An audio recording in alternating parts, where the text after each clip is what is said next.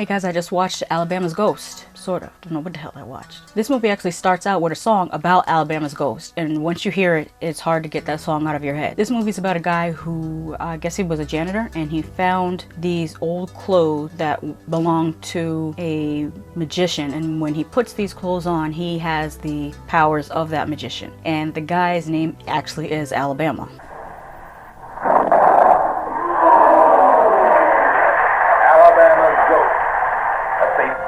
Journey into the depths of black magic, the summit of human effort, king of the cosmos, introducing the world's greatest magician, Alabama, king of the cosmos.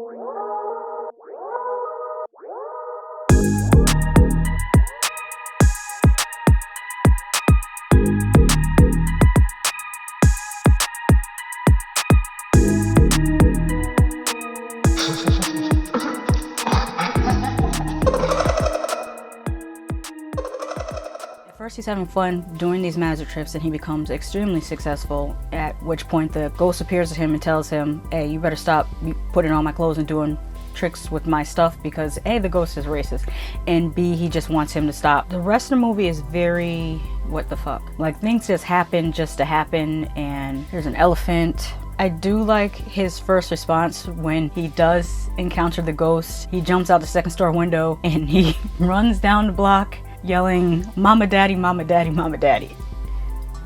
Ran down the block yelling, "Mama, Daddy, Mama."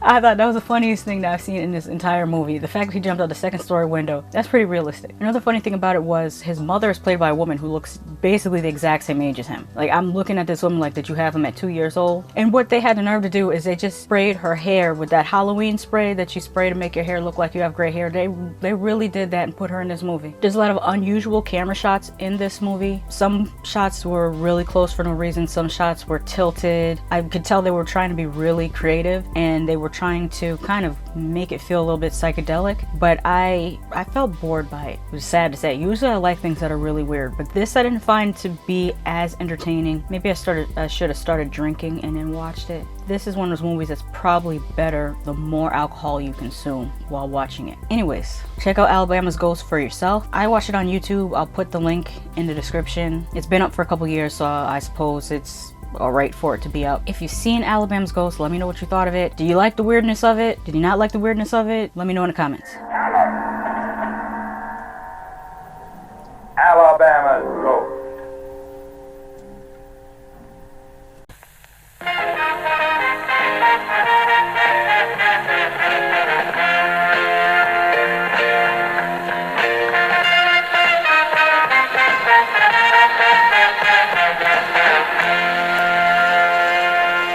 If I entertained you, made you smile, or helped you pass the time, please consider supporting this channel so that I can do that more. Horror channels often get suppressed and demonetized, but you can help in 3 ways: by pledging a monthly contribution on Patreon, sending a one-time tip using your preferred financial app, or you could help for free by liking and commenting for the algorithm, and most importantly, sharing this video on your social media. Thank you so much.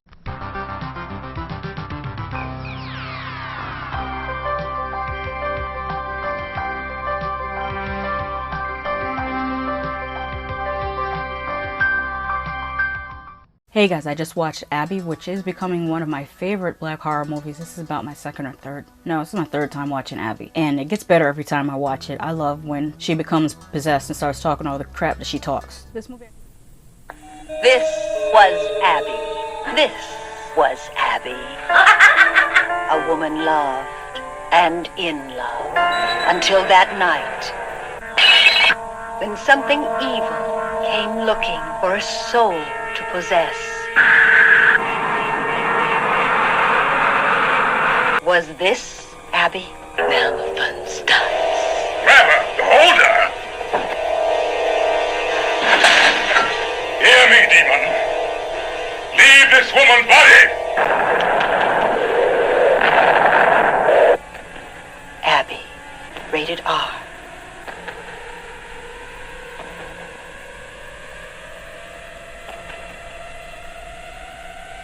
This movie actually starts off more deep than campy, with a professor who's also a preacher talking to his students about African orishas and deities, and specifically the god Eshu. And this professor is played by William Marshall, which we know from Blackula, and also, as my brother recently told me, from Star Trek.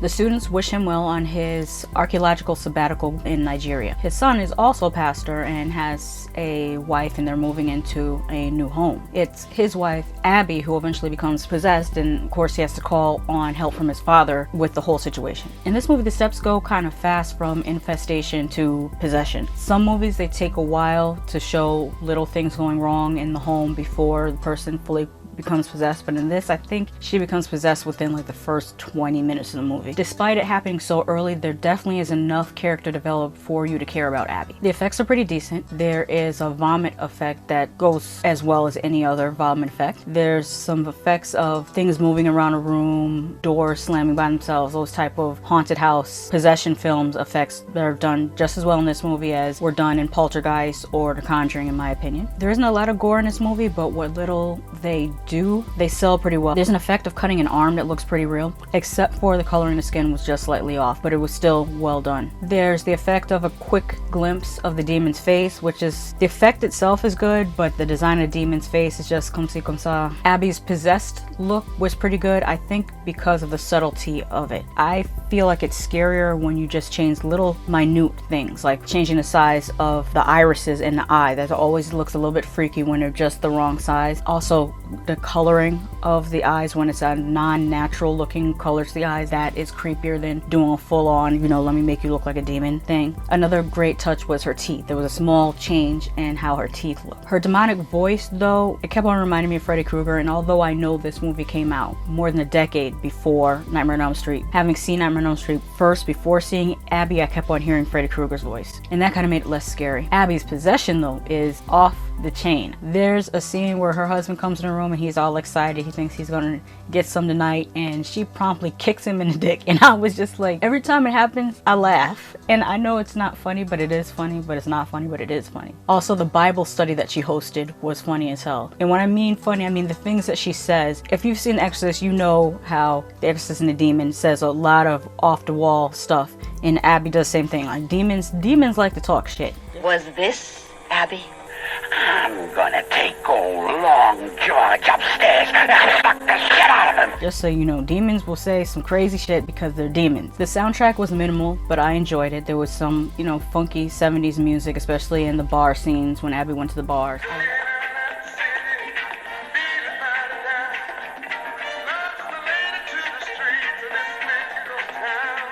I liked how in some scenes they didn't use any soundtrack music at all, no score at all, and I thought that was effective. And then the final showdown between the demon and the professor was really good. I especially liked how they used, I don't know whether I should call it religion or more belief system, but I like how they intertwine African belief system with some, I guess, Judeo-Christian belief system in there. I thought that was kind of cool. Abby is definitely a classic, and I'm surprised, how in the 70s they have, these names, Dr. Black and Mr. Hyde, Blackenstein, Blackula. I'm surprised they didn't call it Black Exorcist, but instead they called it Abby, so I give it points just for that alone. But, like I always say, just because I love something doesn't mean you won't hate it. Just because I hate something doesn't mean you won't love it. Have you seen Abby? What did you think of it? Let me know in a comment. Abby. Rated R.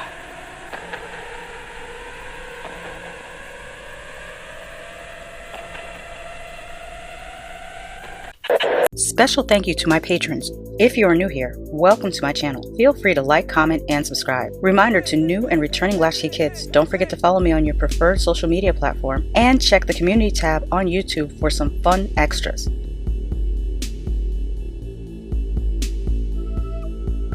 By the way, here are some other videos you might like.